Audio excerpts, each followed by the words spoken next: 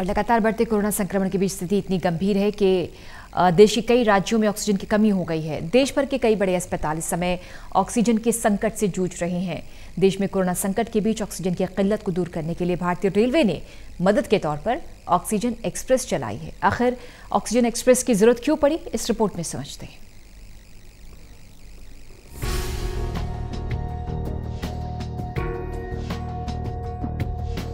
देश में कोरोना की दूसरी लहर अपना रौद्र रूप दिखाने लगी है। कोरोना से हर दिन होने वाली मौतें और मामलों का आंकड़ा नए रिकॉर्ड बना रहा है। ऑक्सीजन और रेमडेसिविर की मांग और खपत कई गुना बढ़ चुकी है। इससे कुछ राज्यों में ऑक्सीजन की कमी की खबरें भी आ रही हैं। मध्य प्रदेश में तो अलग अलग मामलों में ऑक्सीजन की कमी की वजह से करीब 25 लोगों की मौत हो गई। महाराष्ट्र और दिल्ली तक में कोरोना मरीजों के लिए ऑक्सीजन जुटाना मुश्किल हो रहा है। अब समझते हैं कि राज्यों को कितनी ऑक्सीजन चाहिए और कितनी मिल रही है और केंद्र इसके लिए क्या प्रबंध कर रहा है।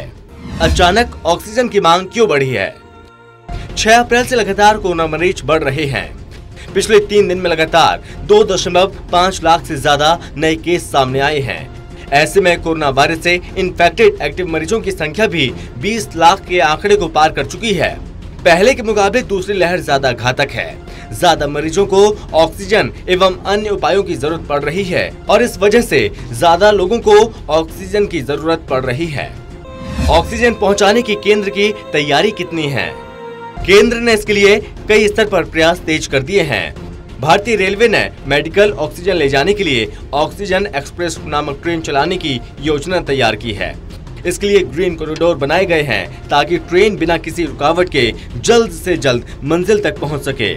19 अप्रैल को महाराष्ट्र से खाली टैंकर लेकर विशेष ट्रेनें विशाखापट्टनम, बोकारो और राउरकेला गईं, जहां से इनमें लिक्विड ऑक्सीजन भरा गया। इसके लिए विशाखापट्टनम, अंगुल और भिलाई में विशेष रैंप बन रहे हैं ताकि ऑक्सीजन टैंकरों को रेलवे के फ्लैट डिब्बों पर चढ़ाया जा सके।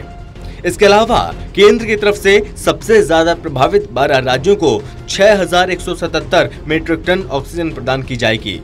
गृह मंत्रालय ने 22 अप्रैल से उद्योगों को ऑक्सीजन की सप्लाई पर रोक लगा दी है। हालांकि ये प्रतिबंध 9 उद्योगों पर नहीं लगेगा, जिनमें फार्मा, पेट्रोलियम, पानी और खाने से जुड़े उद्योग शामिल हैं। सरकार ने इसके अलावा दूसरे सभी उद्योगों को ऑक्सीजन के लिए वैकल्पिक व्यवस्था करने को कहा है। फिलहाल कितने मरीजों को ऑक्सीजन की जरूरत पड़ रही है? इंडियन मेडिकल एसोसिएशन के मुताबिक कुल मरीजों में से 10% को ऑक्सीजन लग रही है। मौजूदा 20 लाख एक्टिव मरीजों में से औसतन करीब 2 लाख लोगों को ऑक्सीजन की जरूरत होगी।